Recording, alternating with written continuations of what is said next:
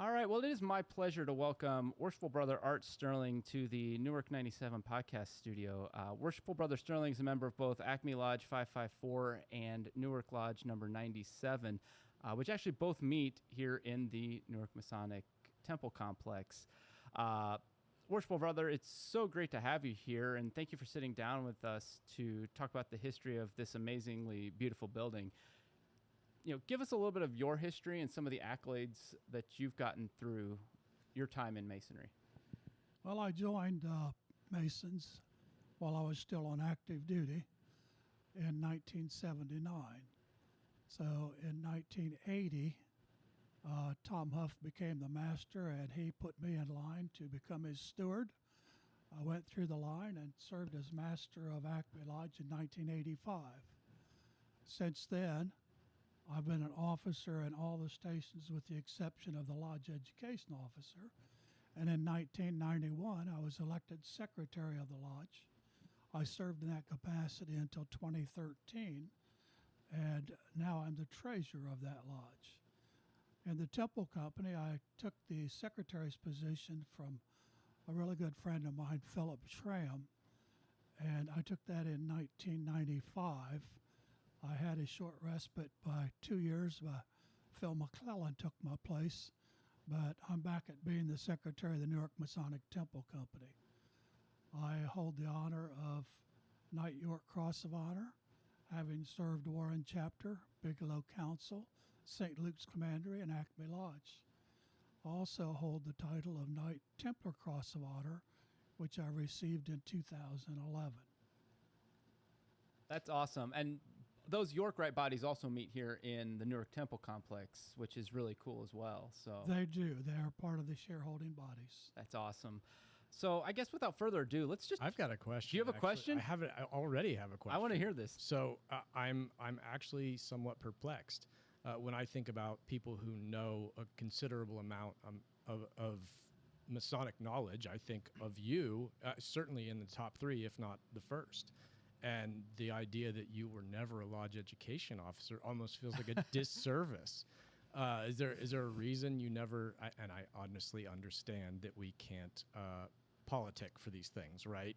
But is that an office that you would like to hold one day? At the time that came available, I was in the chairs in chapter, council, and commandery. So I went through all those chairs, and that took about 11 years. And by the time I finished that, I was already the secretary of the lodge. So I just never had the opportunity to be the lodge education officer. Okay. Although as the secretary, you do have to know what's in those books. So as the secretary filling the forms out for the lodge education officer, you have to memorize and know pretty much what his responsibilities are to assist him. Of course. And we have a good lodge education officer as well. And I'm just, when I think of, especially the historical stuff, I think of you.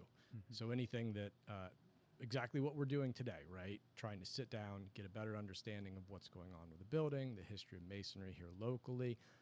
I think of Arthur Sterling. So I would be a willing participant in a lodge education put on by you. I'm just surprised by that. Well, I think that's what we're going to end up getting today too, which is exactly really fantastic. Right. I mean, I'm just thrilled that you're sitting down with us to talk about just the history of this gorgeous building. I mean, it is a beautiful building here. I mean, we heard earlier how much it houses here and is available to house. And its capacity is a beautiful building. I just had to interject and say that. Oh. It's so inspiring. We're all on the same page with that, I think. You and I have had, Alex, we've both had a lot of conversations about just how much we love the history of this building. And I mean, just from our, I don't want to say dumpster diving, but from our basement diving down in the basement and just all the amazing stuff we found down there. And, yeah, I fell in love with just the feeling of history of this building because I really don't know too much about the history besides when it was consecrated and built and maybe the year that I've probably forgotten.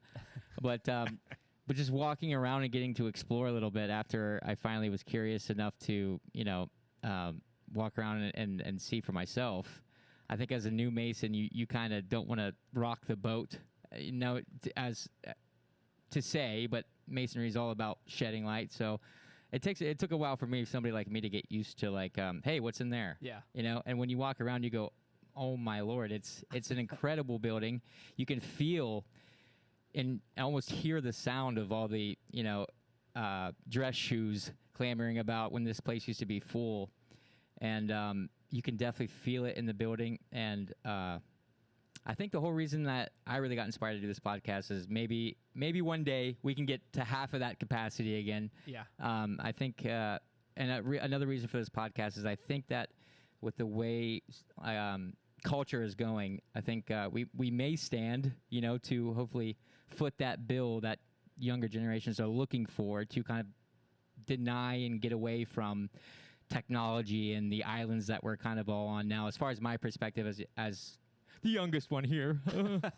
But yeah, so I don't mean to harp on that, but anyways, don't let me get too off topic here. But the history of the building is incredible, and Art is going to be our guy for that, to let us know a lot of facts about it, a lot of its changes. And it's got to be more than one episode, right? It has to be more than one episode for sure. There's so much to talk about, so much to see. Yeah. I mean, I'm hopeful that we can spread this interview out for like 3 or 4 different episodes. I see no. We'll see if he can tolerate us for 45 Yeah, I minutes know. before we start making commitments. I'm ready. I've been waiting for you guys. You just didn't know it. Well, we've been waiting for you too, and I think that's what's again, for us, it's super special. I guess I can just jump right in with the first question that I've kind of got is, our building was consecrated in 1915, so we're talking about 110 years old, but we know that the bodies that meet in here are much older than that. Before we met here at the current Newark Masonic Temple, where did Masons in Newark meet? They met at 2.5 West Main Street.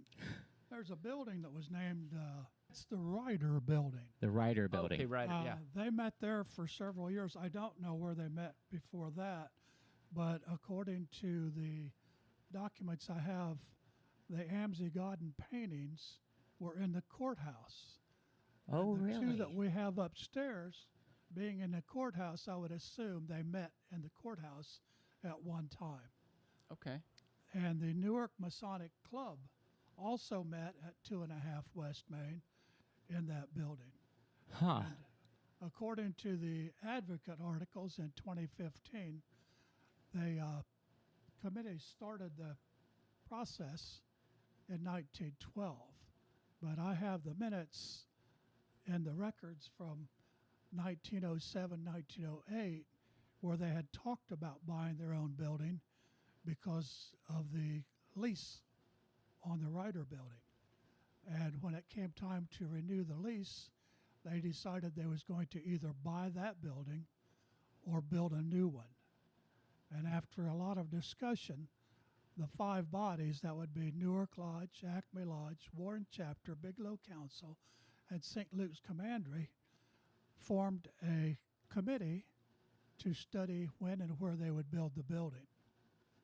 So I have the documentation basically from the Newark Advocate, also from the minutes and from some articles written by Walter Thomas Huff. Tom was a local historian who got his start early in 1984 when Tom and I were discussing the history of Acme Lodge. And at the time in 1984, I was in the line in what they call the Allied Masonic degrees. And I asked him to submit a paper on certain articles, and one of those articles was making Mason at Sight. The first Mason at Sight in Ohio was John Sowersby, and he was made a Mason at Sight, I think, about 60 years before the next one. So I have that article.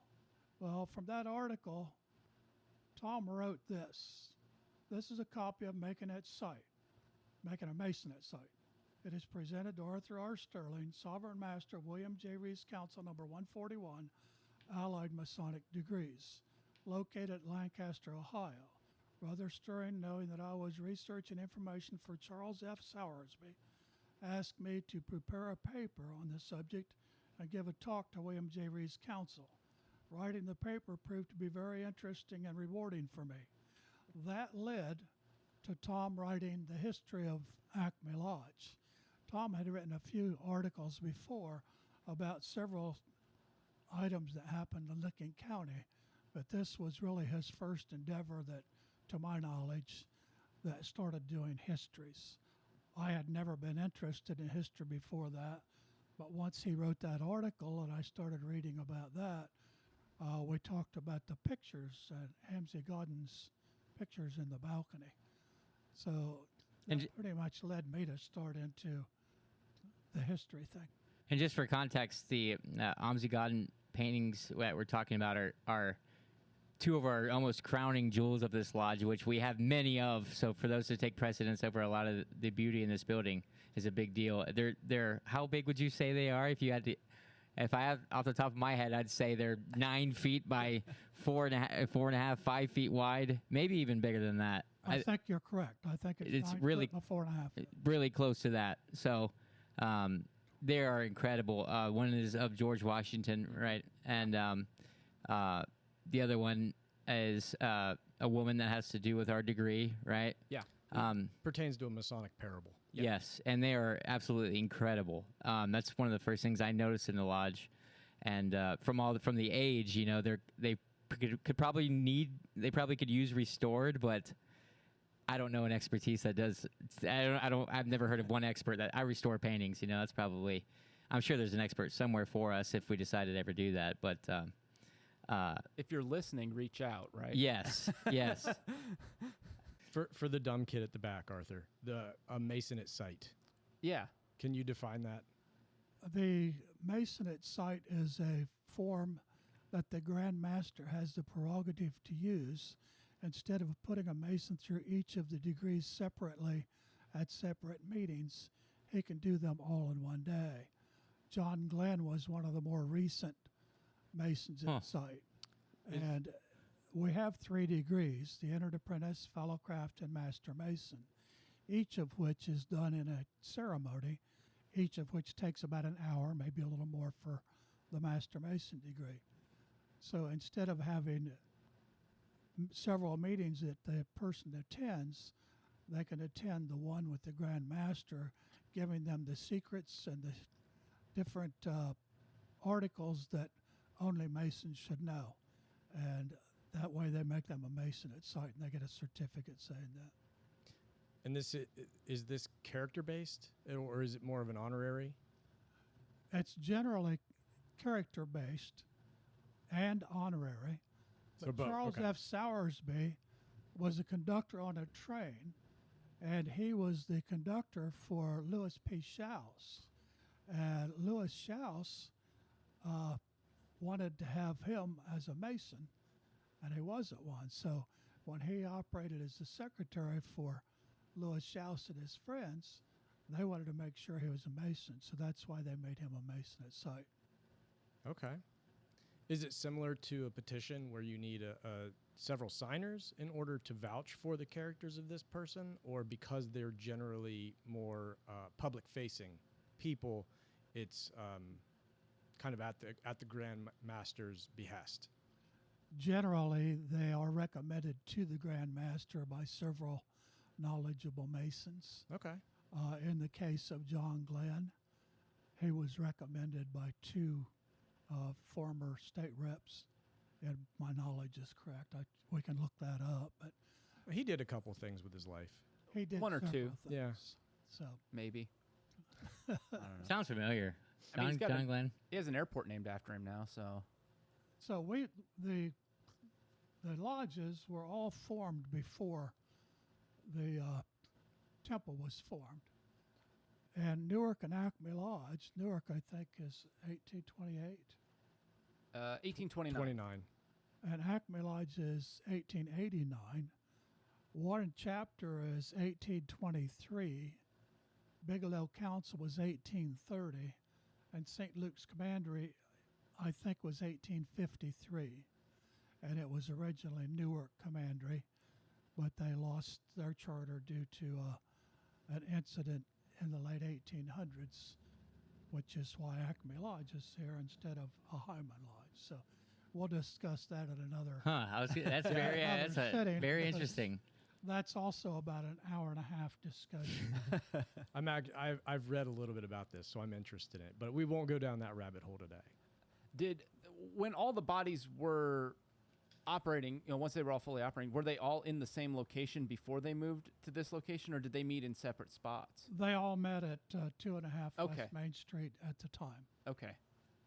And then there was a third lodge that met here at one time as well, yes?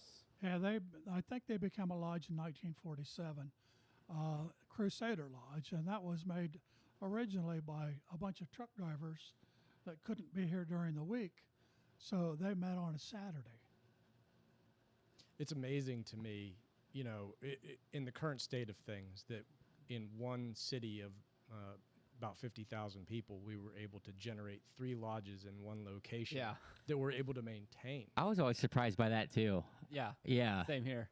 Not only did we have 3 lodges in Newark, we also have a lodge in Heath at the same time. Oh, the Aerospace Lodge, Yeah. right? Well, and And Granville, Aerospace- right? Oh, Heath Lodge number 770. Yeah, aerospace is a fairly new oh, really? creation. Oh my gosh. Yeah. And So there's- Granville had a lodge number 11, Center Star Lodge number 11. So Center Star Lodge number 11, Crusader Lodge number 720, and Heath Lodge number 771 combined. And when they combined, it became Aerospace Lodge number 800. Huh. So my mother went to high school in Fredericktown, right? But my grandfather went to the Chesterville Lodge, because it was a little bit closer. I'm like, Chesterville? If Chesterville has a lodge, then it must have been popular for them to be able to sustain that. I mean, that city is a intersection. So I was really amazed by that. I'm like, he went to Fredericktown, right? No, Chesterville. What? Okay. And I find it interesting learning a little bit more about Crusader and where they come from. It was a bunch of truckers that couldn't get to either Acme or Newark's meetings, so they formed a lodge so that they could actually meet. Actually, Acme, Newark, and then after that was formed, Heath Lodge had all the people from the Newark Air Force Station, and they wanted to have their own lodge. So that one's backing is from the Air Force Station. Oh, wow. That is incredible. When an industry in your town, just one of the buildings in the industrial park needs a lodge. Yeah. It is incredible. Once They upon a had time, about it was 3,600 employees at the Air Force Station in 1962, and I believe that's when Heath Lodge was formed. That's at literally where I was going. I believe once upon a time that Air Force Base was the number 1 in terms of volume employers in the county. It's about 700 now. I Well, worked it's there Boeing as I well was now. going to say it's no longer an Air Force Base. Yes. Yeah. I worked there from 1975 to 1980 as a communications specialist. I was in the United States Air Force at the time. Oh. I was a tech sergeant, so I was in charge of the communications at Newark Air Force Station. And that became the Boeing. Yes. Center, I right? think in 1991 maybe. George H. Bush or HW. H.W. Bush, he decommissioned the place on accident, I heard. Yes. And then they didn't want to do all the paperwork to keep it an Air Force base, so Boeing went ahead and bought it. And, well, actually, it's the Port Authority. The Port Authority owns the Port building, Authority owns it, yeah. and Boeing just rents it. But I find it, we're sitting here right now, and we have 2 different generations that. Yeah, well, I worked talked in to Art on the same phone, place. and he said he went to the, with the communications in the Air Force. I'm like, did you happen to work? Of course you did. And I was like, whoa, I probably maybe I've touched the same screwdriver you have. That's crazy. Yeah, it's really cool to see that kind of transcendence. And also, that's what happens when you actually reach out and talk to all the members in your lodge. You get to see that you're not so far away from each other, and that the brotherhood becomes stronger that way. And so not to reiterate, but I'm so glad we're doing this. I hope that everybody who decides to listen, especially locally, let's just get behind this and try to get as much people and and gems like art that we have here, that may be able to tell us a lot about history, to implore them to get in here and to talk. And I think it's only going to make, if we can start locally to make our brotherhood stronger, it could only lead as an example from there. So, absolutely. Which is like a finishing statement. I hate to do that in the beginning of this podcast, but it's a good like intro statement because we're just starting. So the minutes, 1907, 1908, reflect the desire to either purchase a building or relocate. Yes. So this was if we broke ground in 1915, this was a 7 or more year endeavor then. According to the article in the Advocate in 1915, the first formal meetings were in 1912. So the two lodges got together and formed committees, and then they invited the Yorkite bodies, that would be Warren Chapter, Bigelow Council, St. Luke's Commandery, to join them. So the trustees of those bodies got together and formed a committee to study what they should do. And the first thing they thought was they didn't want to continue to pay a lease in the Ryder Building. So they bought the Ryder Building basically over a period of time.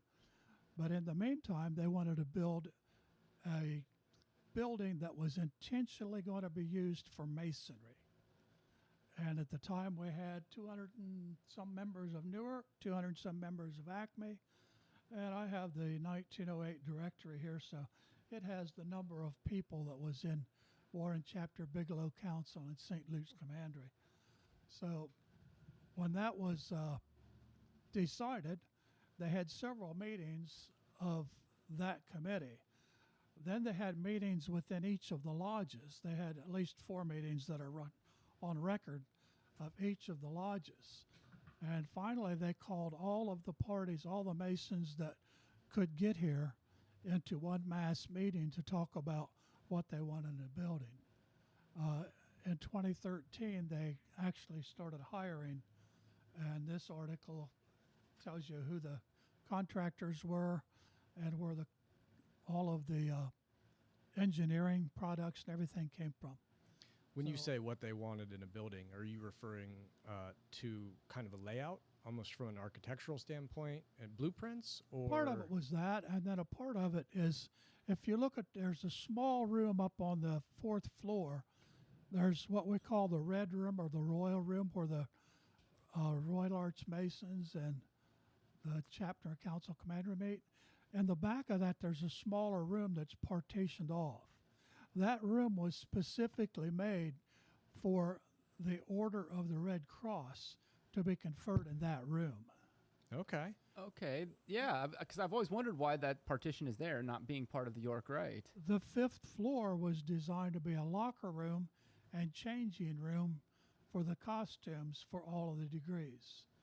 So there were several lockers in there, and some of them have been removed so that we can put the archives upstairs and have more room to sort, and then put a small library in the back for individuals who'd like to read.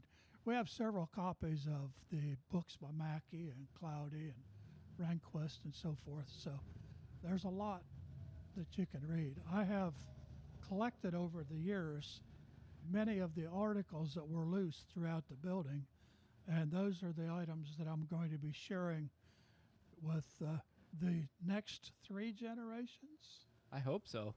3, 4, 5, 10 generations. I mean, that's I think our hope is that we just perpetuate this wonderful fraternity. Just reaching new folks. I've been waiting for this opportunity.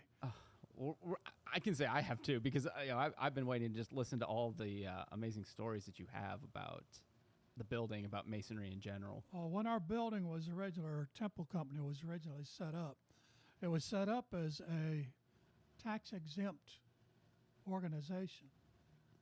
But later, in around 1917 or so, they decided they was going to need to sell stock in the building. So they had to transfer from being a tax-exempt organization to be a for-profit organization for a period of time.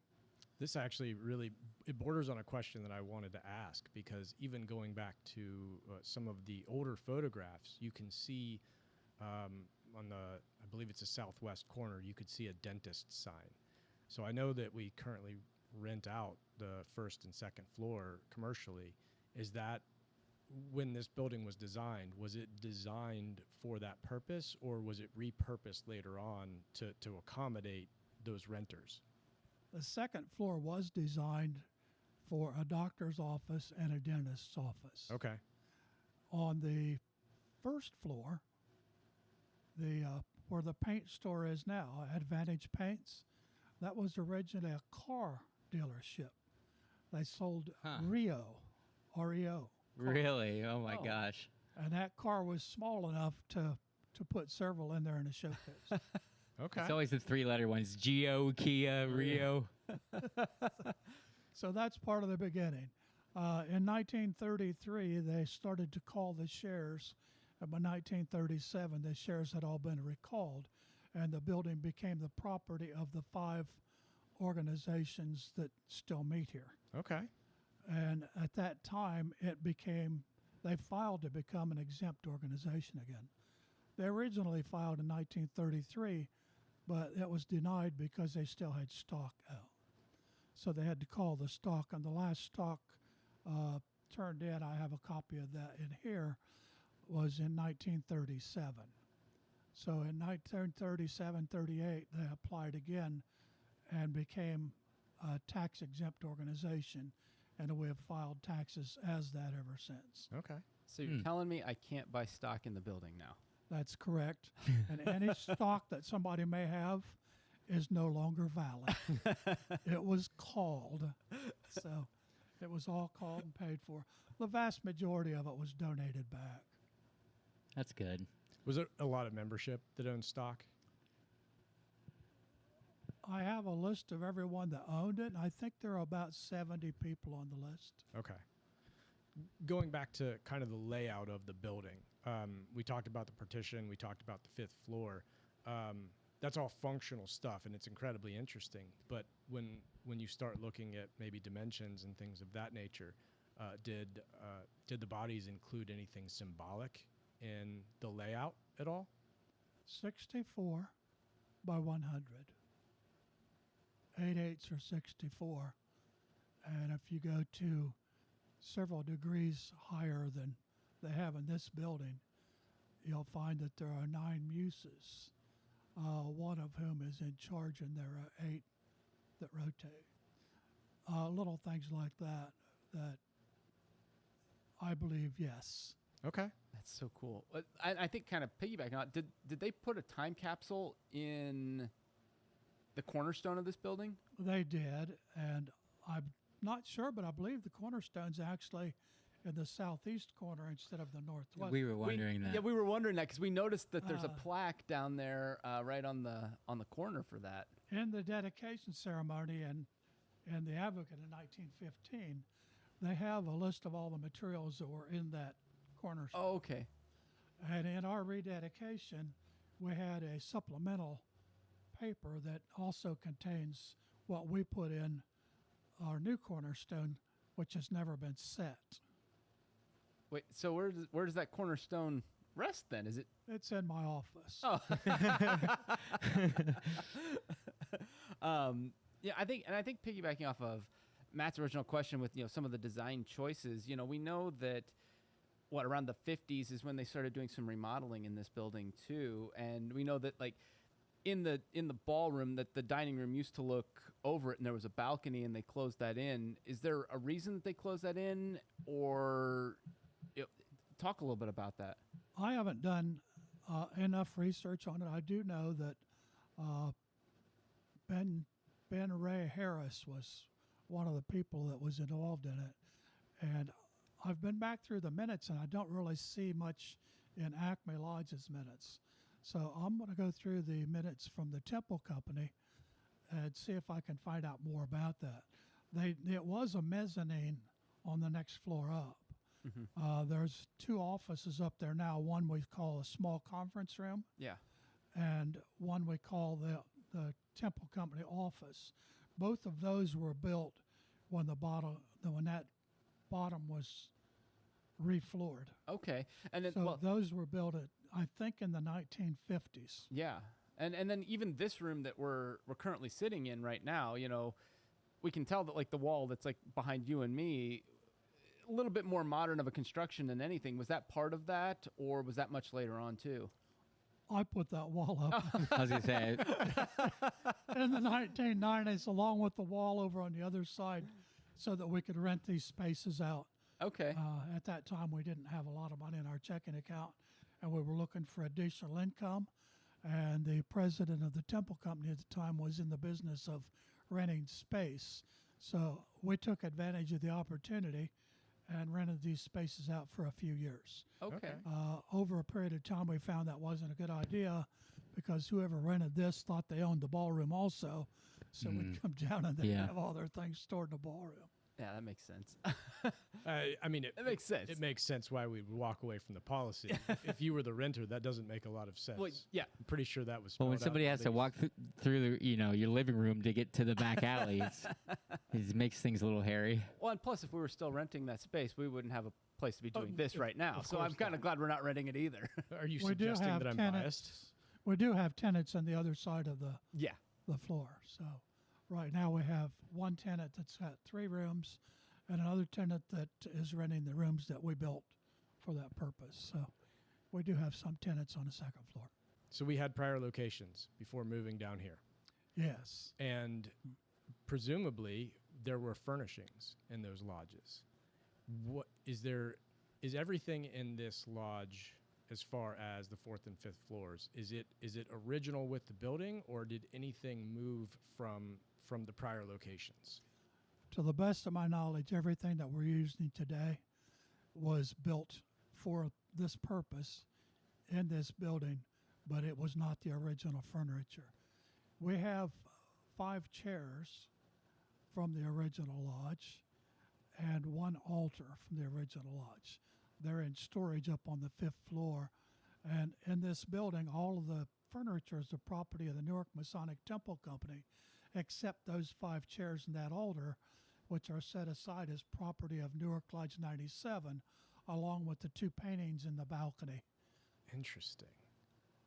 Do we have any records of how old that stuff is? Is it perhaps the original, or is it more modern still? An art dealer told me that the chairs were from the 1840s to 1850s. So if Newark Lodge bought furniture after they come in, probably they bought temporary furniture. I have never found a receipt, but I assume they had that made. Okay. So in my mind, part of why I was asking is up on the 5th floor in the balcony, not all of the chairs are identical. And I wondered if some of them were repurposed from that prior location. The ones that are in the balcony in the back are probably the original chairs. Okay, so some of these have been replaced just due to normal wear and tear over time. Correct. And I have occasionally repaired 1 or 2 from spare parts, which we have. In the royal room, they replaced all the chairs with soft chairs that they got from a church, which was over on Granville Road, next to where State Farm had their offices. State Farm bought the property, and when they took the chairs out, Floyd Weimer was probably one of the older members out there at State Farm, and he got those chairs for us at a very good price. Okay. So that's why the chairs are in the other side. Now the ones that you in the bottom floor in the blue room or the Masonic room are from a church in that burned down in 1949. Huh. And I think they got the furniture before the church burned down. So my recollection is an article that I read said that they got that furniture in the 1930s. Are you Man. are you referring to the church that was where the existing lot is today? Yes. Okay. Really? Right next door then? Yeah. Yeah, we did not have that lot Once upon a time, that was a church. If you look at some of the older photos, you can still see photos where that church was standing. You can, and it's I'm going off of, this is hearsay, right? This is information that was told to me, but I believe that after that burned down, they essentially just kind of raised what was left and paved over it. That's which what is, that's which what is I've why heard. we sometimes have the water retention problems that we have in the lot, because as that material obviously deteriorates and rots, it creates pockets. So, ooh, what do we got here? I've heard the exact same story. This is this is the bill of sale from the church for That's those. the deed for the parking lot, Okay. which the Dark Masonic Temple Company purchased from the church in 1949. in 1949 for $1. $1.90. I'd say we did pretty well. Well, it was of course, a gentleman's agreement. I guess I gotta have to say that. Wow, $1. and yeah, I'm really almost at a loss for words just looking at this, because it's actually, it's absolutely amazing to see this document and know that this is a huge part of our history. Well, You said you wanted to ask me a lot of questions Oh. about the building, so I thought I'd bring some information with me Oh, just in case. it's leading my brain down an avenue I hadn't thought to go, because you mentioned the REO automobile dealership downstairs, and if that church was there, I'm kind of curious what the rest of this corner looked like at that time, which obviously is not something we necessarily need to go into, but automobiles were obviously a thing. This was not brand new technology at this time. I'm kind of wondering how members got here and where they parked. I know. When I'm picturing Yeah. a car dealer, I'm picturing a This- giant lot. You know, Right, This right. was a vacant lot. Really? The church was existing, and the Donovan building, which is attached to this building, and a part of this building existed before this building. Are we talking about the building on the east side? Yes. Okay. It's called the Donovan building. I guess I think it's 34 West Church Street. what actually is in that building, or do you know? Today. It's an apartment. Oh, The bottom floor was rented out for a small church for quite some time. As far as I know right now, it's vacant. Okay. Is this the sliver in question I that we think were it's- talking yeah, about that one before? that's on the east side. Yeah, that little It's sliver. of a no more building. than what, 15 or 20 feet wide, I know. So was it? or deep rather is probably Yeah. the better word. I don't know exactly how wide it is, but I think it is 22 or 23 feet. It And comparatively, it's it's about very 40 small. feet deep with an addition on the back of it. Okay. Huh. So that predates this building. Yes. So if they ever tear the other side of this building down from where we're sitting, you're going to be exposed to the sunshine. Just simply looking at the exterior, I would have thought the other way around. Yeah. Now I was unaware of. Well, they just put some siding on some slate or something, then, right? Or that's possible, but it certainly looks like a more modern construction that was Yeah. anchored to this building and not the other way around. yeah, I'm still trying to. I'm wrapping my Chew head on around that. that. And Let me really get to you. Okay. Let me Okay. read a little bit from this document that's in front of me. Okay.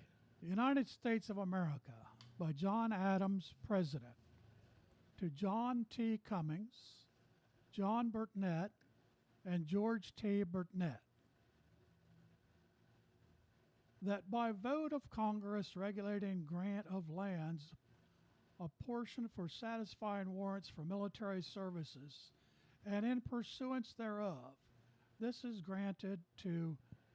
granted to John W. Cummings, John Burnett, and George William Burnett a certain tract of land estimated to contain 4,220 acres, being the fourth quarter of the second township in the 12th range of the trust appropriated for satisfying warrants for military services, surveyed and located in pursuance of the acts above cited.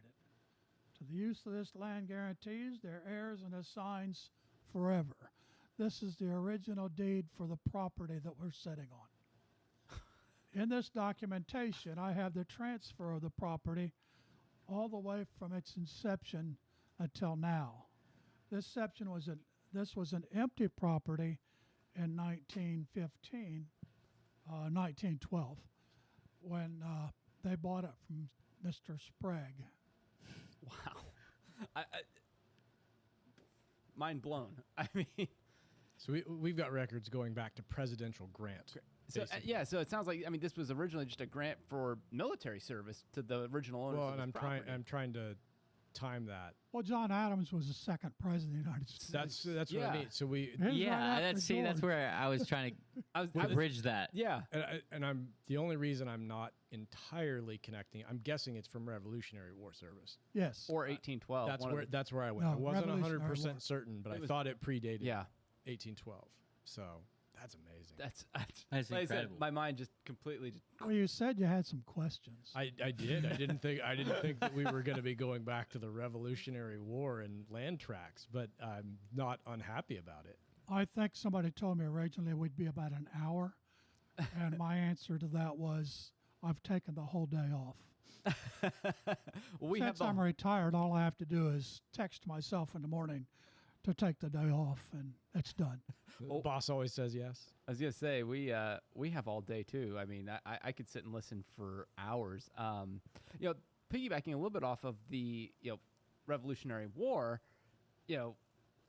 this building would have been around during World War I, World War II eras. Did this building serve any civic functions during the war at all? I've never looked into that, but I do know that they had several events in World War II. I'm not sure about World War I, but if you remember right, they had that flu bug, which they called the Spanish flu, which actually originated supposedly in Kansas. So this building probably was not fully operational in most of the period of time they had that. Other than that, I would assume that they had several meetings here. We do have a couple of plaques in the Blue Room from people that served in World War I and lost their lives there. So if you're ever in the Blue Room, if you take a look on the west side over by this senior warden's chair, there's a couple of plaques up there for that. I mean, I've noticed those. I didn't know that's what those. The were for. context of 'em. Yeah. Yeah. I'm really gonna have to. Yeah, me too. I Dive look into at them that. again with a clear, with a brighter eyes this time. I was actually genuinely curious about that exact question because Yeah. of the fact that this has always been. I know that we're a wink, nod, secret society, right? A secret society with all of our symbols and the signs outside that tells everybody where we are. I mean, it always was. Right. But at the same time, I know that Freemasons have always been active in the community. I mean, participating in parades, doing philanthropic things, obviously politics, which we don't need to go down the rabbit hole of what, how outsiders perceive that, but these are generally people who try to insert themselves in the community in a positive way. So I during a time of like World War II, when we're talking about rations, when people are turning in skillets, right, to be made into munitions, I really wondered what kind of civic function this building might have because of its space and because That of is a really the good members. question. Yeah, that's really interesting to think about. Yeah, it can house a lot of opportunity for community oriented stuff. Right. It is yeah. Well, and the type of men that we tend to draw in would be ones that would be, in my mind, interested in being participants in that, in furthering a cause. Yeah. So, Yeah, like for instance, like I thought, I don't want to get too off topic, but I saw this news spread about this in Australia. They're doing what's called a men's shed, and these are just sheds that they buy, that the city will buy, and usually it's ran by somebody like Art probably. And they just go in there and fix stuff, and they just tinker with stuff. And if your lawnmower breaks, they bring it into the shed, and all the expertise and all the everybody comes around and donates tools, and they will fix a lawnmower together. And from what I was told is that men communicate a lot better when there's something to do while they're communicating.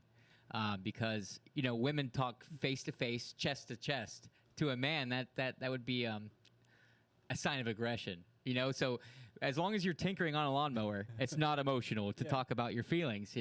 So I think this building we could do something like that here. Hopefully one day. I would love to spearhead that, and use the basement for a men's shed, or something like that. It sounds like people in Australia never had to hold a flashlight for their dad. if they think emotions are coming out. And it's also not an invitation to bring your lawnmower down for Art to fix. I don't think he's going to do No, that. thank you. If you travel around the world, you'll find that in several nations, the government is so powerful and the unions are so powerful that they don't have hardware stores. And they don't have small mechanic shops. Yeah. Because you have to be a union shop. Really? And there's expenses on that. So as you travel around the world and find different places, they don't all follow the American rules. We're about as liberal as you can get anywhere on this planet, to my knowledge.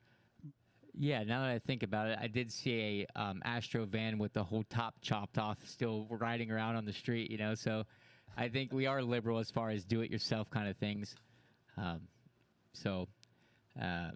Yeah, I did get us off topic again. No, What's new? But no, I think that's good too. Again, and I think thinking about the materials, I think one of the questions that you had written down, just as kind of a guide question, was when this building was built, did they source things locally, or were materials imported? This is going to be really interesting for me after what you've expressed to me before. I can't believe it. According to the documents and according to the advocate, if it could be purchased locally, it was.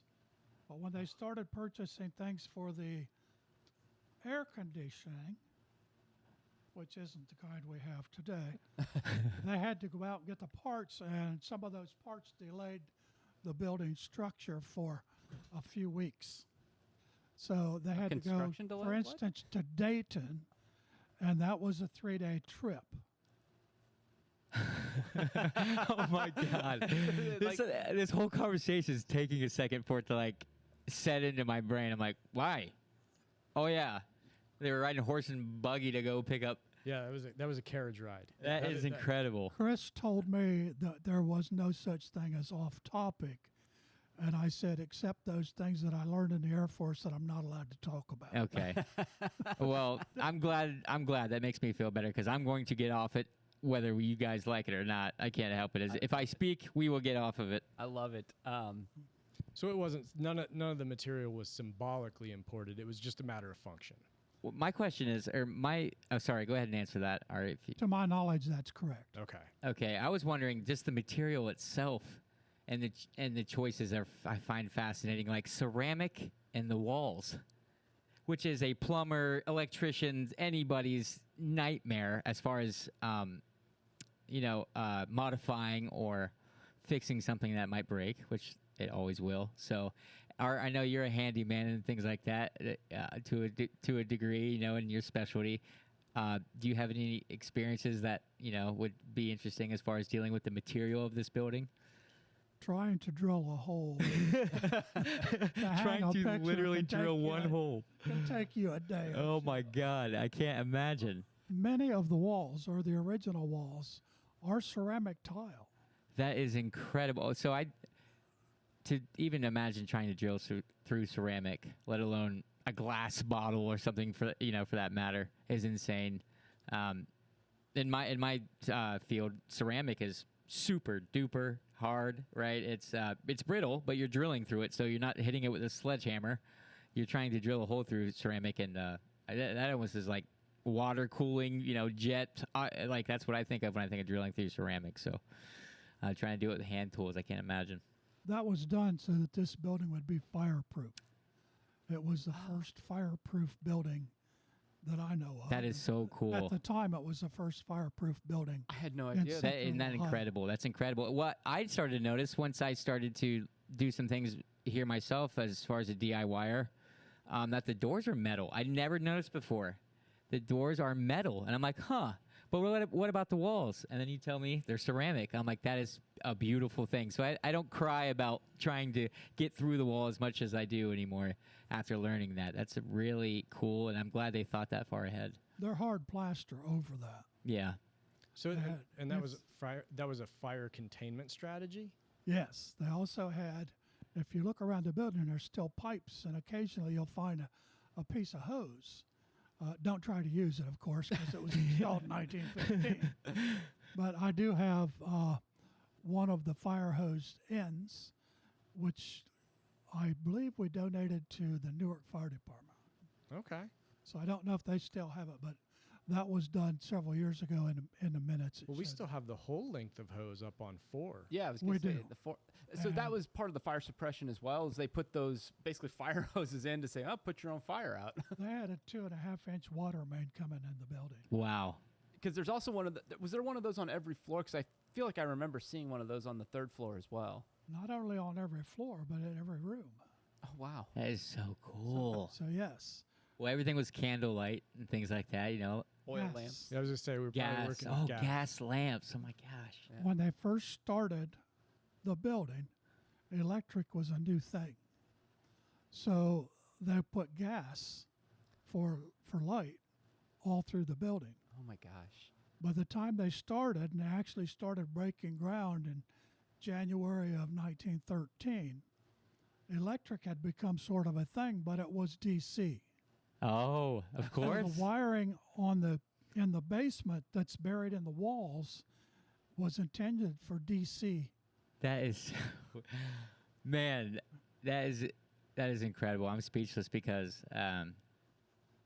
yeah, to think about the infrastructure of a building that was this busy and bustling with activity and so many rooms and so much to do in this building, and just the infrastructure with the advances in technology they had.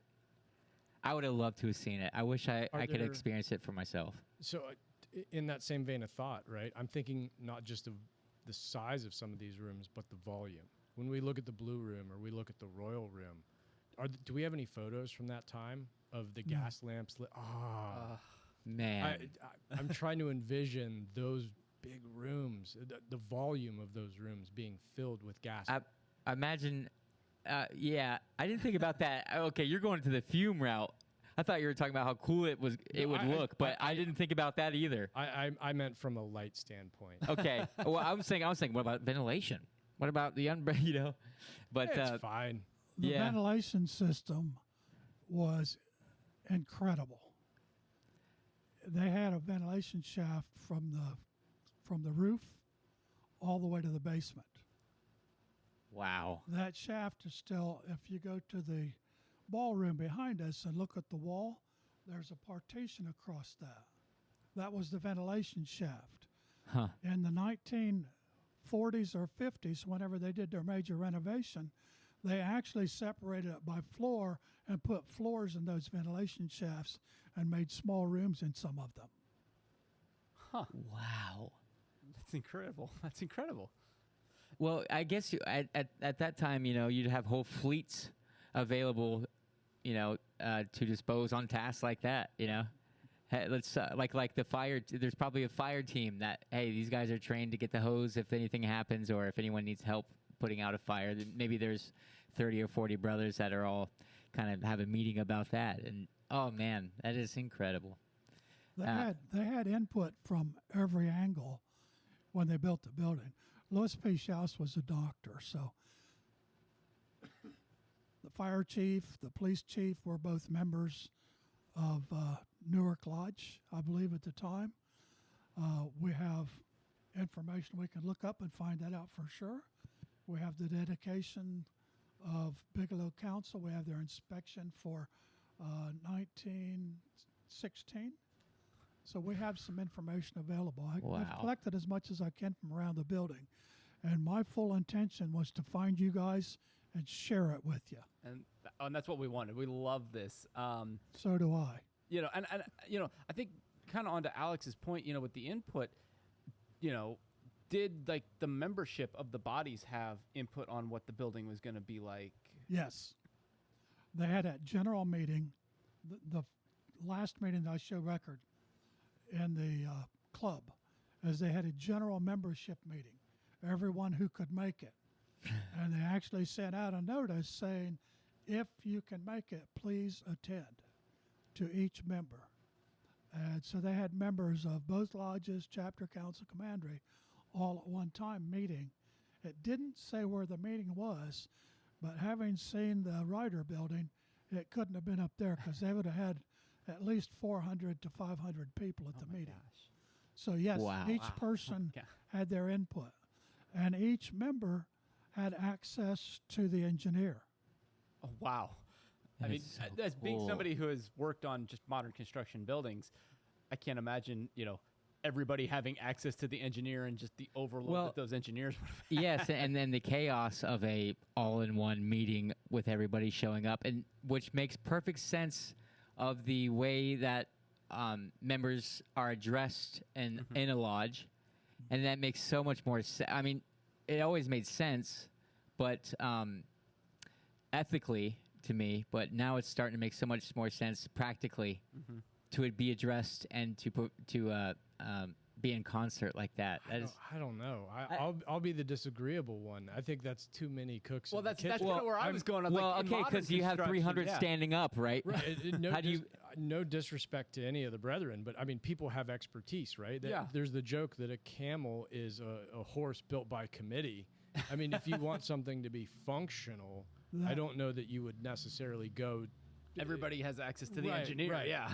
Keep in mind, they had several meetings within the lodge and within the chapter, within the bodies. So They there, had several meetings. So everything was hashed out at those meetings. Oh, there was So having a multiples. big meeting would be like going to Grand Lodge of Ohio for their Okay. state so this session. was Okay. more. So this was probably more. Most of this was hammered out in terms of the high level stuff, in terms of what was needed in order to make this a functional, beautiful building, and we were the larger body was probably then just plain democracy.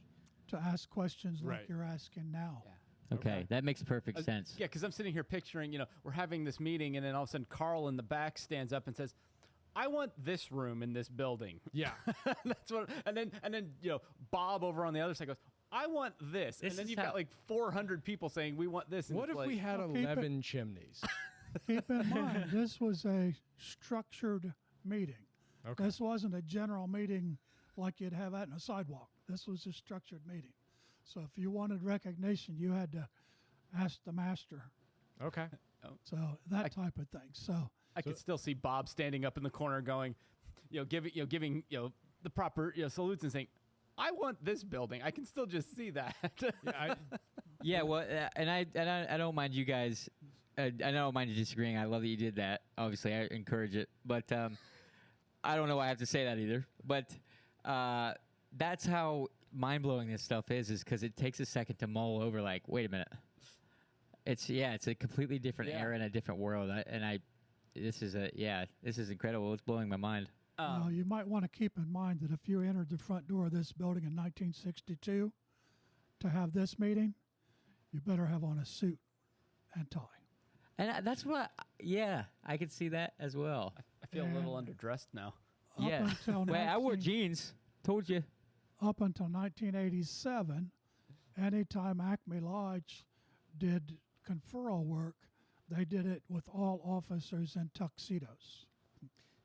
Wow. Can we bring that back, Tuxes. gentlemen? we Can bring actually that back? had a conversation in this very room not long ago about attire and the importance of it. Yes, it is so important. Don't get me wrong. It is hot. It is late July and it is very warm outside. So I'm unabashedly in a t-shirt. But I was explaining to a younger brother that was kind of more inclined with the casual dress, for purposes of lodge, the psychological effect of dressing up, right? And how important it is, not only in how somebody carries themselves, but also how to stand out, right? Both for economic gain and for purposes of civic duty. You don't necessarily want to, in an elitist way, separate yourself from the crowd, but if you want to lend credibility to yourself, you should act and look the part.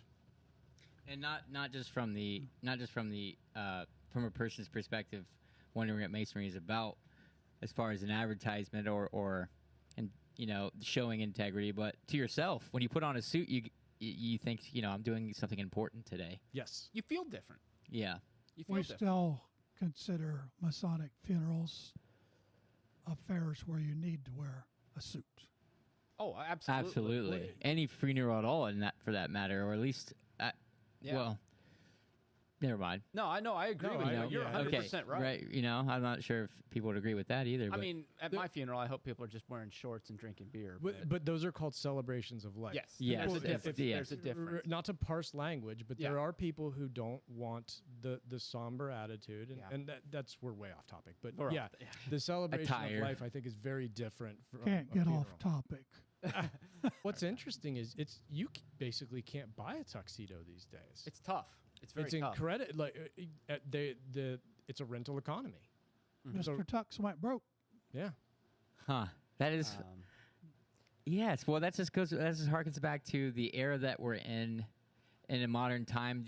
Can we kind of pivot from the attire to say that is this generation kind of willing or susceptible to that kind of formality, or do you think this new generation is kind of will be receptible to that, or yes.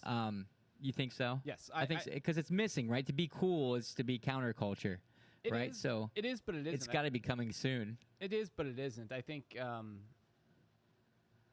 mean, just troll any social media site out there, and kids are trying to pop off with like, God, there I am talking like a kid, but Well, that was nice. they're trying to. I need an they're trying to. interpreter. Thanks. They're trying to stand out with the way they dress, and I think that lends to what we do in our I think so. I think in what we do. I think the Gen Z culture is kind of like it's hard for them to have a culture because nowadays their parents are kind of hip to the same things they are with social media and smartphones and things.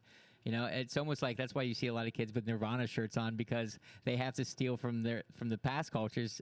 And what I've talked to my nieces and nephews. It's kind of almost like a nihilistic thing to be cool. It's cool to be nihilistic. So I think the next step is it's going to be cool to care about your community. And I think a lot of people. I'm starting to see that myself as a 33-year-old who still thinks he's 22. I can't even remember 22. At this Well, I know I blinked and now I'm 33, but yeah, I really, it's a hard thing to figure, but yeah, with talking about the past and the way things are, I just can't help but to romanticize, again, where the building is that busy, and how we get there almost is going to take some Hard work. capturing of culture, I think. Hard work. Hard work. Well, to Alex's point, when in its heyday, in your time in Lodge, Arthur, when it was at its peak, what was the average attendance at a stated meeting? Probably 25 to 30. But our inspections, we'd have between 150 to 200. Man. In this past inspection season, 2025, the peak was 63, and was actually for Newark 97. Yeah.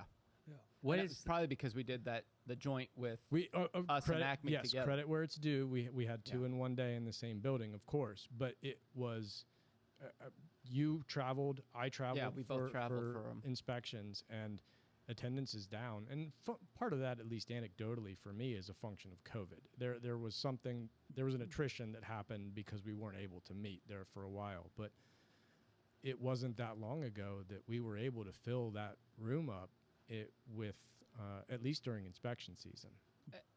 We had in the early 80s, when I was going through the line, I went to every inspection in the district for 7 years in a row. Then I became district president. And all during that time, we'd have 100 or more.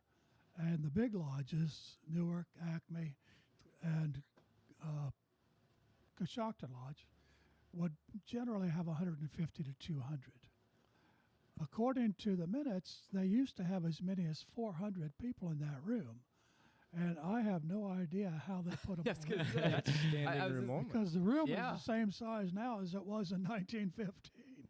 And Oh. I mean, I wasn't raised that long ago in calendar years, right? And I was an inspection candidate for a master mason, and I remember being raised with just a sea of people, and it was probably over 100 at the time. Yeah. And not anymore. Yeah, yeah. I mean, I think just even thinking back to, I mean, again, I'm a younger Mason than you are actually, and so like probably the first inspection that I can remember, we had people in the balcony at that one, and And not just because they wanted to because they had to be. Right. Yeah, they were in the balcony because they had to be. They didn't, like when we went up there and sat just to be the cool kids, they had to be in the balcony. And now, in 2025, I think back, and we didn't have anybody in our balcony. 63 was fantastic. We were super happy with that, and we won the traveling gavel. But When you look at numbers, one of the interesting things is I have articles down there for the Masonic News. And just before we came up, Greg Chesterton was looking at one of those articles, and he said, Art, nothing's changed. We're still trying to do the same thing the same way. And immediately I thought, I've never done a podcast before, so I don't think so. We're going to try some new things. But We'll see if it takes off. the members that we have are dedicated members. Yes. A lot of them work night shift and so forth, so they don't attend. So when you have 10% of your members and you only have 150 members, it don't take very long to empty the room out. yeah, I mean, I feel like, especially this last 2 years, I mean, it's been great to see our numbers at our stated meetings growing. And boy, what was it? Last one we had about 17, I think, if 17. memory serves me right. Yeah. So I mean, to me, it's fun to see that growth and to share the excitement, the passion, the future. Yeah, we definitely have something going on in our lodge to kind of increase that number a little bit. Mm-hmm. But when I do see growth, there's a little kind of underlying fear of like, well, are they going to stay? Are you gonna keep coming back? And I think to try to put it, to help members sustain and want to come back is to get them involved with something without scaring them off, which is a very delicate process. Sorry, going back to our original topic too, though. We've talked a lot about those paintings up on on the fourth floor in the Blue Lodge room.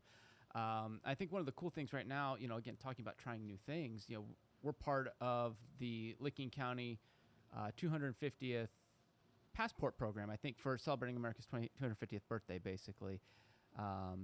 If you're not signed up for that, I believe it's a free program, if I'm not mistaken. But you can double check me by looking it up on Google.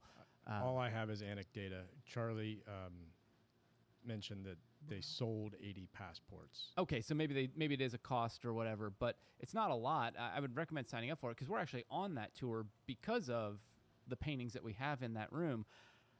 And I guess my question to Art is, we know, I think we've all heard about this artist, as much as we can, but, could you tell us more about the paintings, the artist, and why that is significant to Licking County? I have a little pamphlet about Amzie Garden.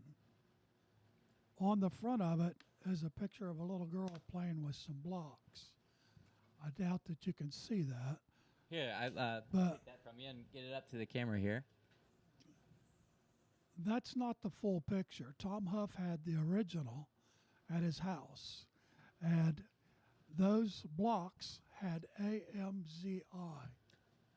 That's the only painting that Amzie Garden made that is known to have had a reference to his name. Huh. I speculated that this was a alias because his name is so. Well, then again, it is an older time, so I don't know what names I've just never heard Amzi in my life, and then it's just a really cool name. If I was going to create an alias, I was like, maybe a Banksy of the olden times. Some type of pseudonym. If you look through the pamphlet, all the other pictures are black and white. Huh. Interesting. So, And he traveled as an artist, And when he was here, I think you have all the information on your sheet.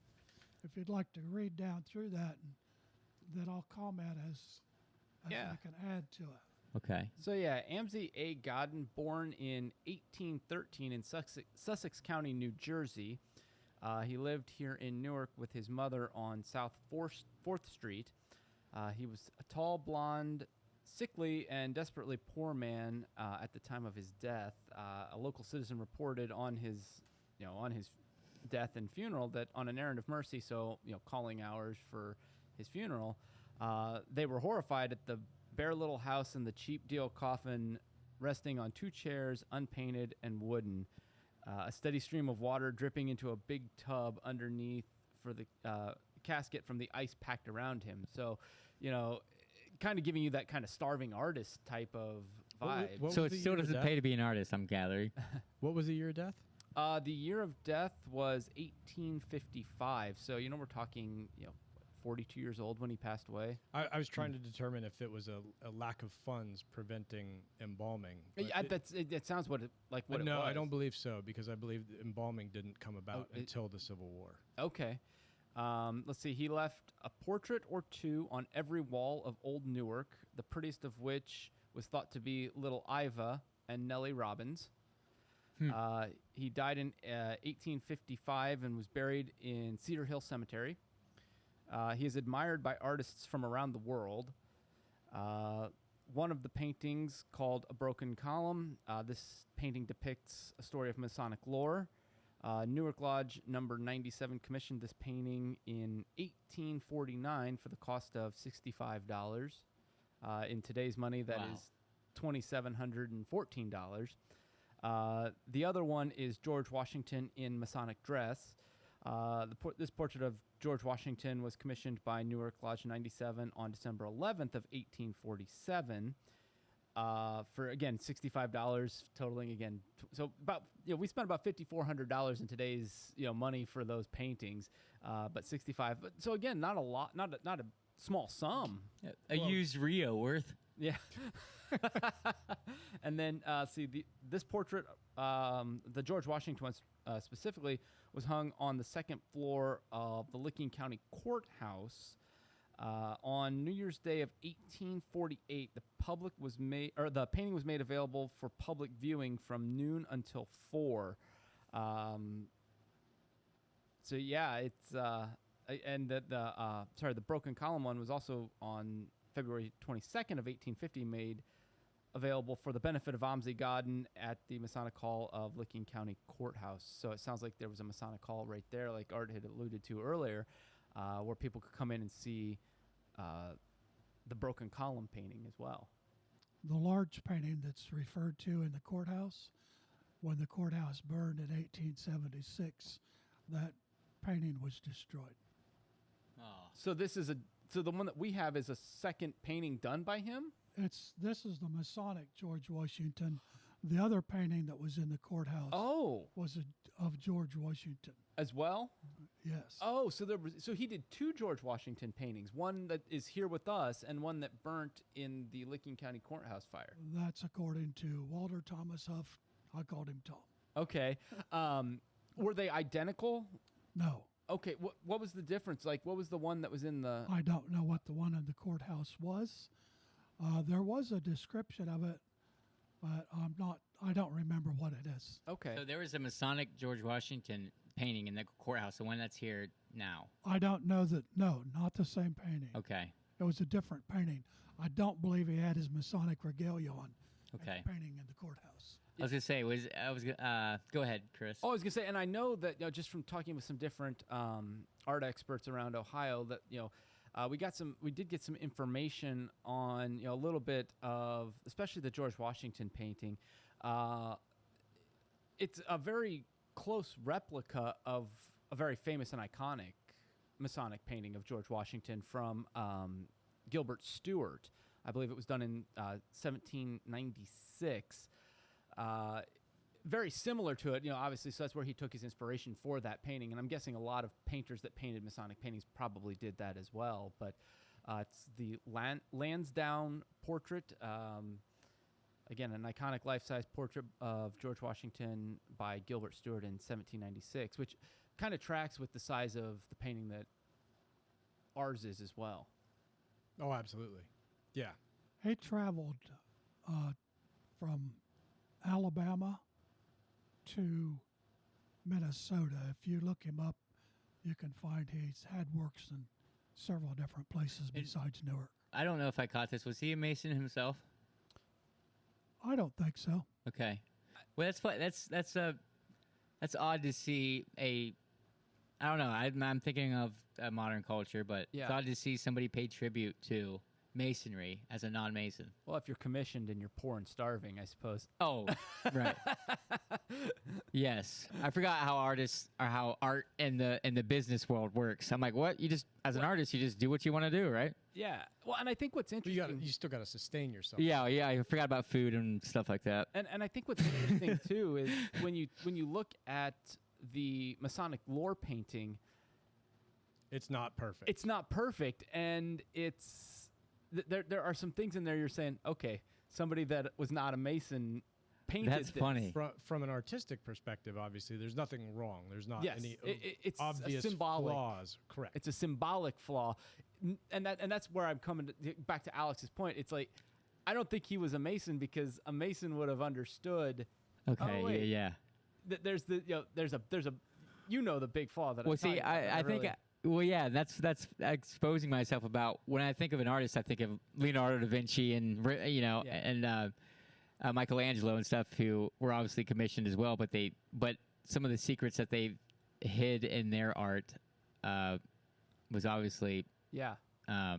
self-induced, with no money. So I'm picturing the same thing, but it's not Renaissance. It's not that old. So We're not going down the Da Vinci Code hole Right, now. We'll right. do that in a later episode. Although I but, still think he's an alias. I would always just want to believe that. that Amzi Godin was in it. Yeah, that he was like actually he was just an incredible artist and made up his name. I mean, he is an incredible artist. I mean, if you do get a chance to come down to any of the open houses we have for the Licking County Historical Society, for tours of these paintings, I come down and see them because they are. I mean, they're fantastic. I'm at a loss for words on how to describe just how beautiful they really are. Well, Yeah. you're not only that, but you're looking at a never do public math. What is Almost that? 200-year-old. I was going to say 175-year-old piece of local history. Yeah. I think just walking through the building itself is almost more worth it to me. And I know, some people want to see certain things, but just to walk through this building and be able to speculate what it used to be is incredible in itself and really worth it. So And ponder the possibilities of what it can be. yes, exactly.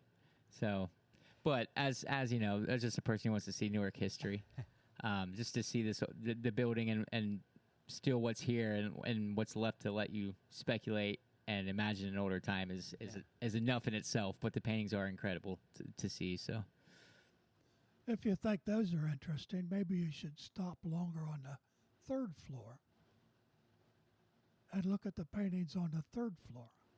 oh, I have The lithographs, yes. those were made by a member of Newark Lodge 97. Really? Huh. Also, in the small conference room, there's a painting of the Challenger. It's Okay. number like 50 out of 100 or something. Huh. So the two big paintings are not the only things in the building that are special. That's amazing. You also find the rules for the pool room. Yes. Those are in a frame, and those are from the old building on Main Street. Wait, where is that Really? located? It's right before that oh shoot, Art, you probably I'm at a loss for what it's called. The threshold before you get to the office door.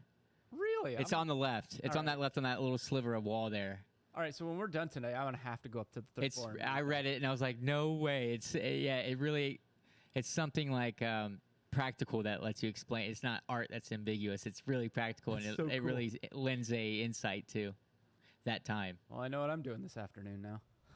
It was really cool. Between between 1908 and 1915, they still met over on Main Street. Wow. So a lot of the references you have in your minutes between the two buildings are actually minutes from that building. Oh, wow. Yeah, I know we've kind of gone in a circuitous route, but how long did it, after we laid that cornerstone, how long was it before we were actually meeting here? Well, the first meeting was an entered apprentice degree for Foster Wyatt. Foster Wyatt was a local character whom they used to refer to as the bashful bailiff. The Okay. bashful bailiff. Yes, him and his brother and one other received their entered apprentice degrees. And I have It's kind of apt. Sounds kind of like a wrestling name, the bashful bailiff. Well, I haven't gone the WWE route. I was more thinking that if you're going to have an inaugural event at a new building, You want the bashful bailiff there. yes, that's where I was going. It had nothing to do with the first degree in masonry at all.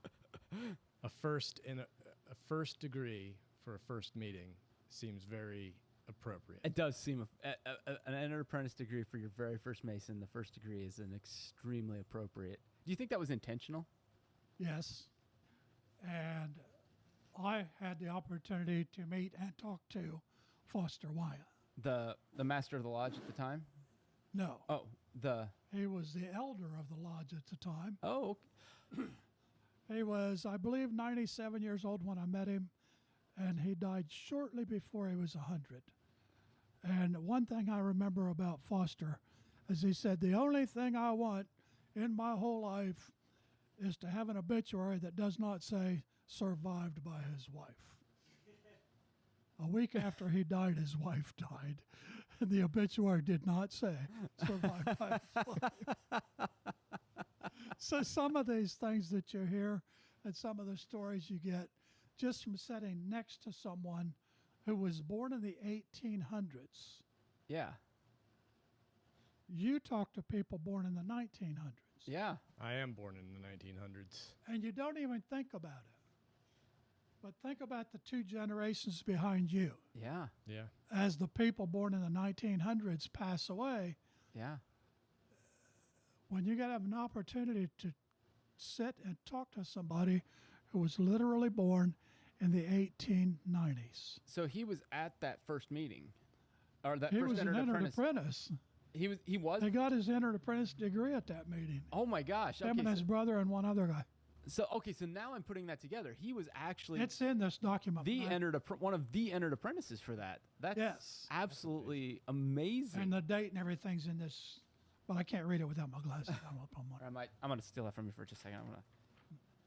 Oh wow. I mean, So that's in the Newark Advocate, 1915. I find it amazing that was actually in the Newark Advocate at that time too. I don't. Well, I find it amazing just thinking of it in today's terms. So if my information is correct, once upon a time, that newspaper was owned by Masons. I don't know. Well, that's amazing too. I mean, that's a whole nother. To me, that's a whole nother topic with the conspiracy theories. But I don't want to get into them. no, not today. I mean, I think we've So we broke ground in 12. 1912. So Actually, the first shovel, according to the state of Ohio, was January the 13th of 1913. Okay, 1913. So it And took us 2 according years to the to article construct which this we building. have, that coincides with when the first part of it come in. January the 8th, 1912 meeting was held with all of the trustees present except Brother Louis P. Schaus. He was at Grand Lodge. After a general discussion, several locations were talked about, and this goes down through, and they wound up at the George B. Sprague property. And they actually bought the property. In the history of the property, it shows where it was sold at one point, and the individuals that bought it didn't have sufficient funds to pay for it, so it went back to the previous owner, who had some complications at the time because he had married between the time he sold it and the time he come back. And funny enough, I have actually got a copy of that letter. Was it an awkward letter? It would be, in my opinion.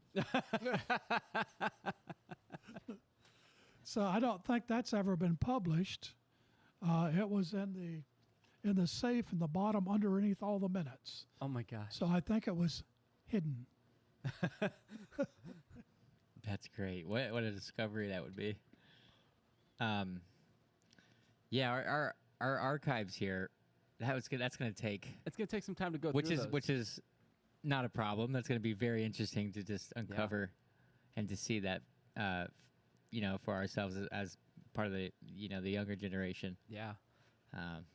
There's a lot of history in that archive. In that little room, they have the archives for all 5 bodies. Okay. There are also articles in there from a Hyman Lodge and Acacia Lodge. A Hyman Lodge was the lodge up north of here on Route 79, and they went into this Cerno thing. So the Grand Lodge took their charter. So the honest members of that who had allegiance to Grand Lodge of Ohio petitioned to open a new lodge. They got with members of Newark Lodge 97 and some other lodges around Newark, and that's what formed Acme Lodge. Huh. So Acme Lodge was formed in 1889. Huh. That's amazing. Yeah, that is very interesting. So as a younger member too, I'm also with the Hyman and Acacia Lodge and all this stuff.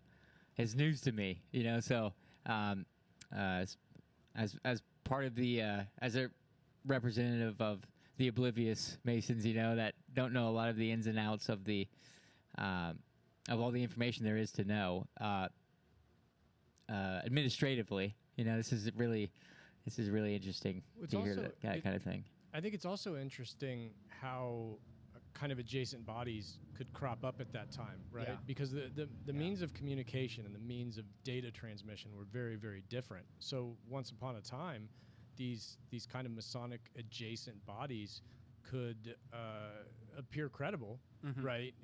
Because there was a lack of capability, if you will, for mass communication. Yeah.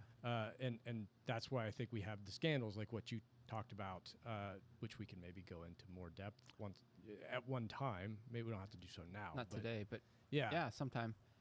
yeah. It's certainly an interesting period for the Ohio Masonic bodies. When the bodies were formed, chapter, members from Granville attended that. When the bodies were formed for council, they attended that. And when the Grand Commandery was formed, Mount Vernon Commandery number 1 used to be called a Grand Commandery. So when they had the big meeting to form the Grand Commandery of Ohio, the members of Newark Lodge, Acme Lodge, that were also members of the York Rite bodies, several of them attended the meeting where the Grand Commandery was formed. They were also present in 1823 when the Grand Chapter was formed. And when the Grand Chapter started meeting in New England with New England Lodge, that's where in 1830, John Snow at his house assembled a group of people, one of whom was Dr. Spellman, and he was a member of Center Star number 11. The members of that body at that time had met with chapter and council. The members of that body had met with several people who were instrumental in bringing Masonry not only to Ohio, but to America. Wow. That's amazing.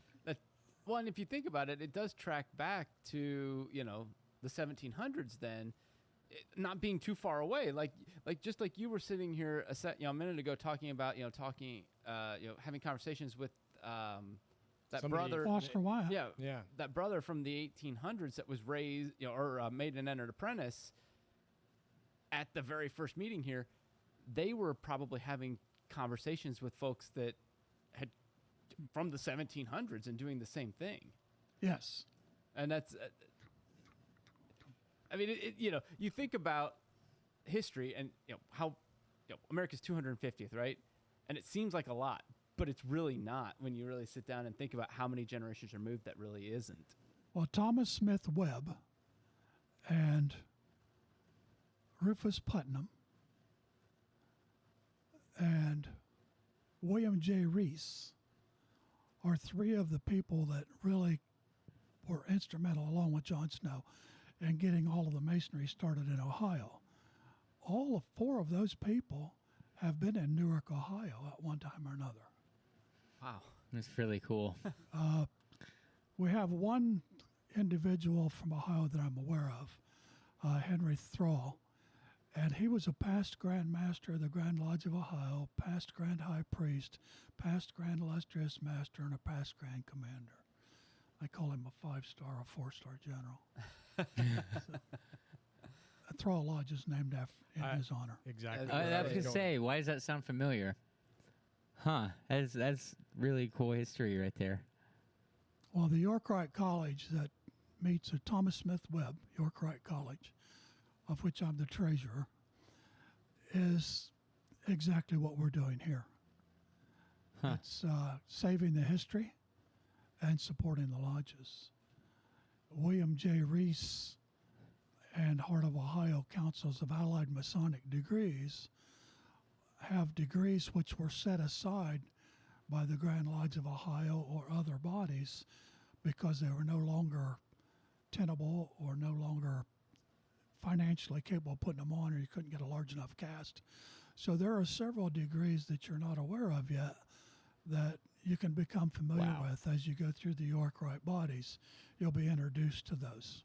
Well, and I know just in the Standard Lodge there is an ancient form of the Master Mason degree specifically that used to be done in our building but is no longer done. That is a ceremony which was performed prior to opening the Master Mason Lodge. So it's not really part of the Master Mason ceremony, which is why they could do it. Otherwise, the Grand Lodge would have prohibited it. And it hasn't been done for quite a while. I know I was talking with Worshipful Brother Lewis about that a little bit, and he remembers doing that. I think 1997. That late? Okay, yeah. I thought it was earlier 90s.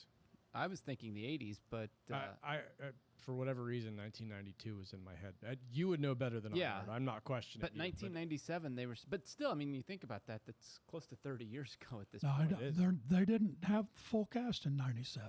Okay. So last time they did that with the full cast was probably when P. Dean Gerber was a Grand Master, and that would have been 92.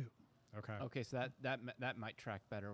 Last time they did it with a full cast. I mean, I've heard that it's beautiful when you see it in that ancient form. I would love to see that at some point, but I have not had the opportunity to see that yet.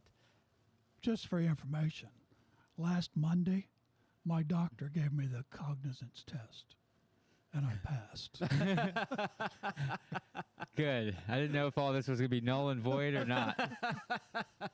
For the most part, when we're in here, I won't lie to you. But if I'm teaching you some kind of a lesson, I might tell you a story that's not exactly true.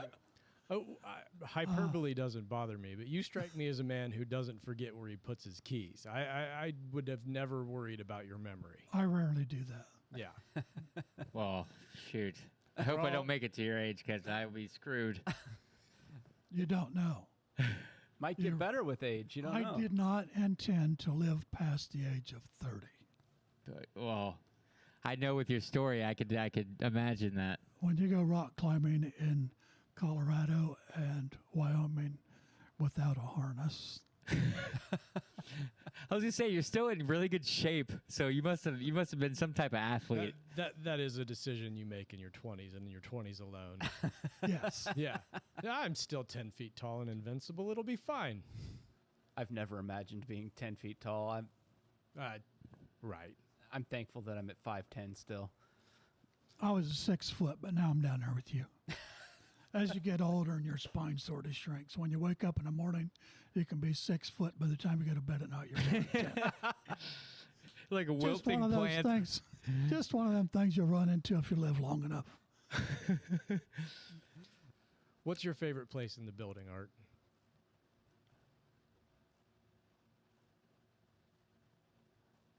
I think the Blue Room. The Blue Room? Is it for a reason that you can disclose to the general public, or is it? I think it's where my memories of 3 of the best Masons that I ever met.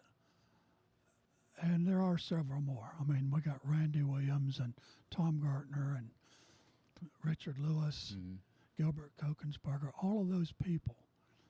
But all of them met in the Blue Room, not all of them met in the Royal Room. So I think my fondest memories come from the sitting down beside a Foster Wyatt. And Emmett Edwards was a master in 1921. You had to be a 21 to be a Mason. So I'm sure he had 10 or 12 years in line. So he certainly was from the 1870s or 1880s. And then to be set in lodge with his grandson, and to sit in lodge with Wilbur Zire, and then with his son, and then his grandson, and then his great-grandson in that one room. One of the really great things about Masonry is the Grand Master of Masons in Ohio made a train conductor a Mason at sight. Richard Wright, who is responsible for preparing several of these articles from the Advocate, is now a judge at courts here in Newark, Ohio. He's a past master of our lodge, and he's done several parts, and he still attends regularly. To get the opportunity to sit down beside individuals like that is wonderful. That was so beautifully articulated. Thank you for that. That there's so much history in the Blue Lodge. Especially for budding Masons and seasoned Masons all in the same room. There is something magical about that room. And, my favorite spot, I don't know yet. I'm still getting to know them all. And, I could just wander around all day in this building. You can feel the energy of it. You really can. And it's a beautiful thing, and I hope a lot of younger generations to come get to feel that too, and it's only going to grow stronger, right? As the history progresses. Keep in mind, when I started this, I was 37. You don't look a day older than I 37. never expected to be the old guy. So some days, if I can impart as much of this as I can to you, the 3 of you will be the old guy. Oh, yeah. Oh, man. Because there's nobody else around this building right now that knows what you have just learned. It's really nice, and that's, I guess, when I was off topic earlier, that does make me proud, and it gives me pride in this place, and that's what attaches you to it, and in a good way, because it's stewardship that gives you a lot of fulfillment, and it's kind of, what echoes throughout time, even after you're gone and before you were here. That matters. Well, Richard Lewis, Steve Salyer, and Russell Wentz are the committee on the Temple Board, or the executive committee. They know quite a bit about the building. But as been secretary for 20-some years, I have access to all the information, and basically it's my building. Yeah. So when they turned it over to me back in 1995, I was intimidated. And as I started going through drawer after drawer and finding different things that I thought, wow, that ought to be in an archive, I found out that there was too much to put in the archive. So I started collecting it, and I went and bought a set of filing cabinets, which we have in the office now. Okay. I went and bought a set of desks. I rearranged the office. I made it so when I walk in that office, I don't want any clutter whatsoever, because when I walk in and open a drawer and I lay something out, I want that to be the only thing in the room that I'm concentrating on. Yes. If you got clutter, you're always looking around. Yeah. If you don't have any Yes. clutter, you can absolutely concentrate on the thing you're looking at. So when I pull this document out and start reading about when we bought and how we bought the parking lot, because everybody else said we probably got that in the 1930s. And I was looking at the picture of the church next door burning, and it was in the 40s. So I said, they wouldn't have sold us the building. So when I found this, which wasn't very long ago, I was pleasantly surprised. And as I told you, I wasn't a history buff until Tom Huff got me started. And he got a lot of people in Licking County started. I want to say how much I appreciate your little snippet about clutter. Oh my gosh, you have no idea how I needed to hear that lately. And it's so true. I can keep the records out of the sunshine, out of people's hands that don't know how to handle them. So when they asked for the archive keys, I said no. Right. And then they sort of begged for them. I said, okay, but here's the deal. You got to remember a lot of that paperwork's from 1918 when they had the big flu bug. Uh-huh. Some of it's from other areas in natural history that you may want to be careful about what you're picking up, how you're picking it up, and all of it's brittle.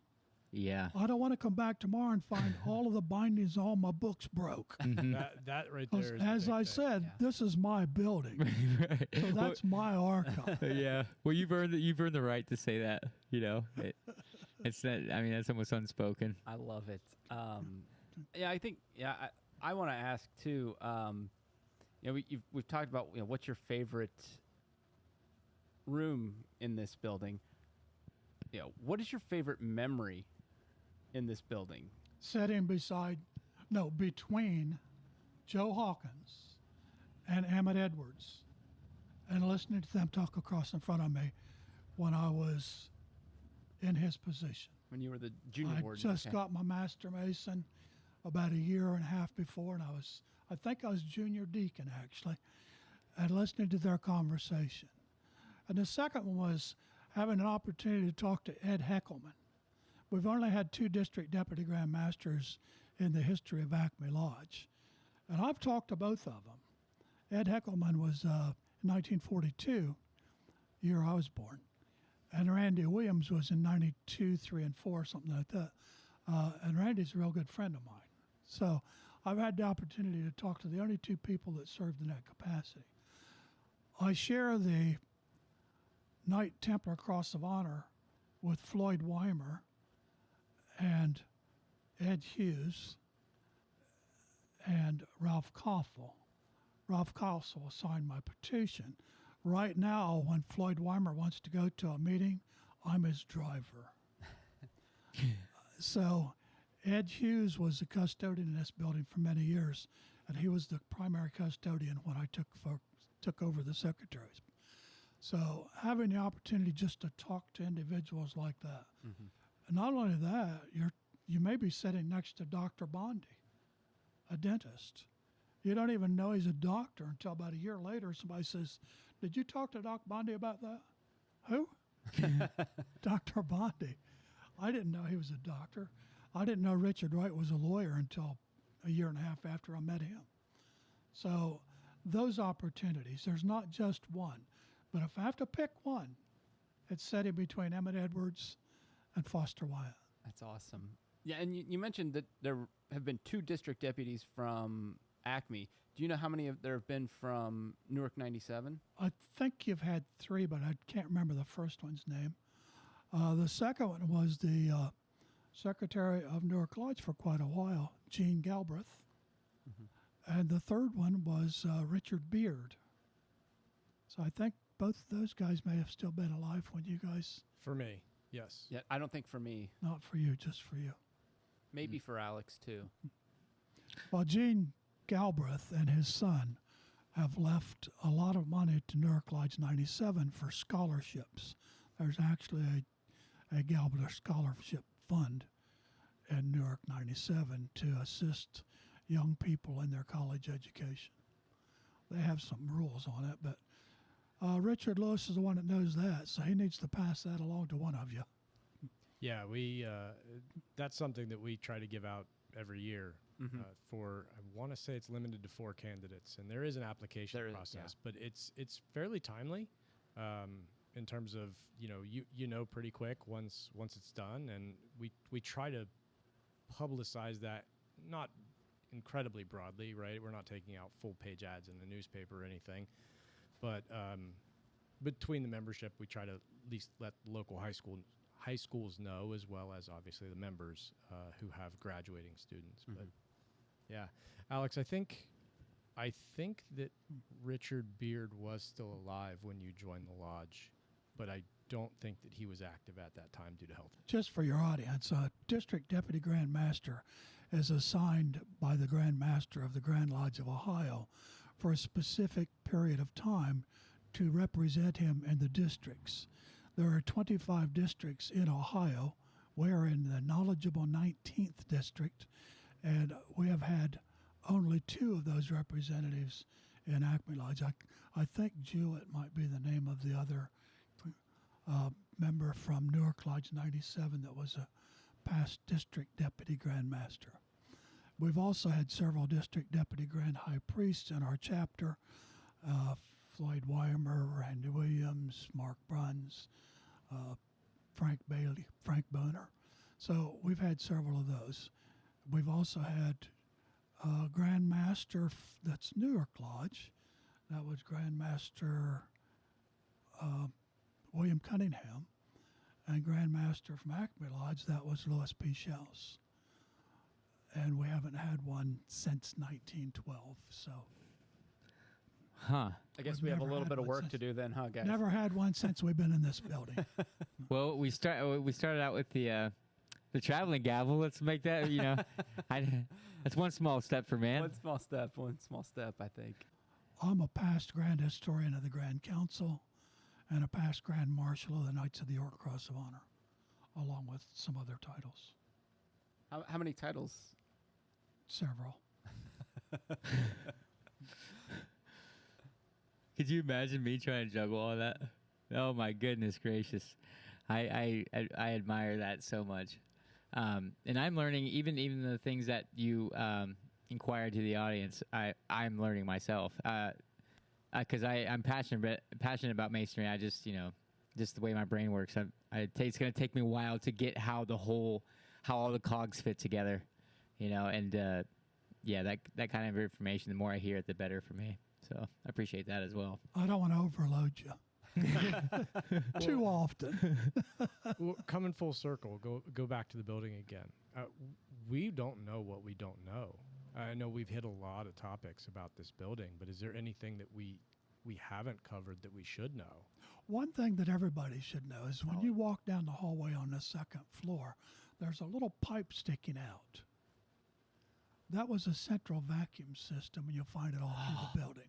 Oh, I love that. Oh, The problem was they never got it to run because the motor they had was DC. Huh. And by the time they got the building finished, it was AC. Oh my goodness gracious. Also, the motors they had up on between the 5th floor and the roof, there's about a 5-foot high area. Huh. There were 2 DC motors up there.